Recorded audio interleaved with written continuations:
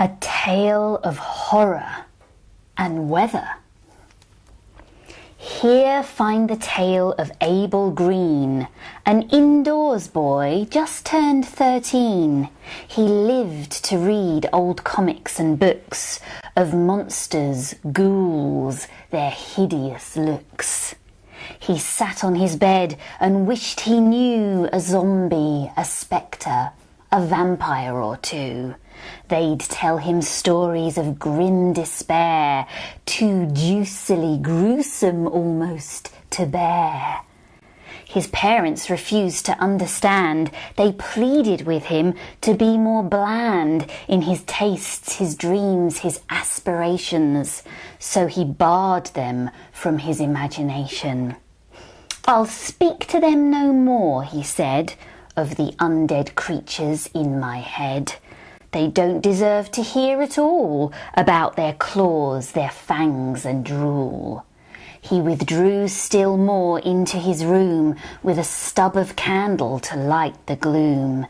He liked to watch the shadows dance and dreamt up banshees, wolves and chants. The winter clouds refused to clear, so spring did not arrive that year. Until in early June, the sun blazed down all week on everyone. Abel Green could not care less about this sudden sunniness. Glued to his bed and chewing toast, he would not leave his world of ghosts. One night he watched his parents leave. Still, left alone, he did not grieve, but watched the banshee shadows dance, summoned the wolves, joined in their chants. At length he heard the wardrobe creak, and turning saw a vampire peek from out behind the wardrobe door, its face a bloody mess of gore. "Oh joy!" the vampire did a dance. "I must thank you for your evil chants. They called me from my tomb of mud, so now I'm free to suck your blood." The shaking that took hold of Abel was hardly what you might call stable. He tried to scream out for his mum, then realised there was more to come. From underneath his sacred bed, another beast emerged undead, a slimy, oozing, cringing heap, the awful creature from the deep. "Not you at all," young Abel cried.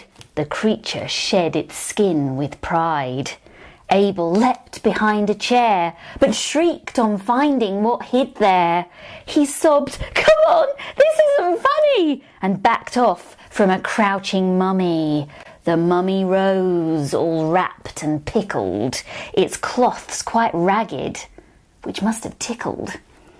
The monsters circled Abel Green, who wondered why he'd been so keen to meet them half an hour ago, these devilish immortal foes.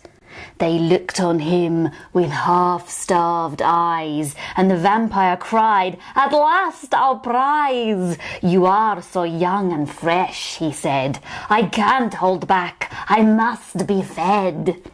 He swooped bat-like to Abel's neck, who, desperate, glanced around, and heck, he found a couple of lolly sticks, which he brandished like a crucifix. The vampire staggered round, quite weak, and collapsed on the creature from the deep.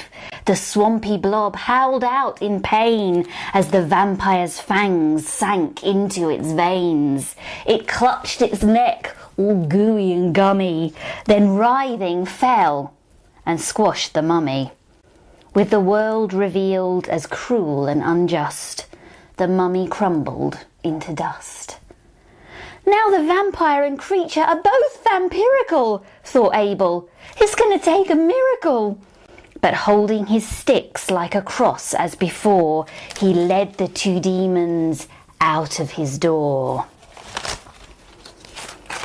As he lured them downstairs, he formed a half-plan to finish both pond beast and fang-mouthed man. "It's my only chance," thought Abel, "I know. So what else can I do but give it a go? They followed him into the garden, these frights, straight into the glare of the new solar lights. That's sunlight, cried Abel, those lights you can see. My dad put them in to be eco-friendly. The vampire laughed. You can't stop us, he said. The creature looked baffled and played with its head. Yet as Abel grew queasy and lost his resolve, the vampire melted and the creature dissolved. Back in his room, Abel swept up the dust from the mummy and tried not to think of bloodlust. He climbed into bed and breathed nice and deep and finally drifted into sweet sleep. From then on, young Abel went out a lot more, helped his dad with the garden, even when the rain poured. Then it struck him as lucky. It struck him as funny that those ghouls had turned up the week England was sunny.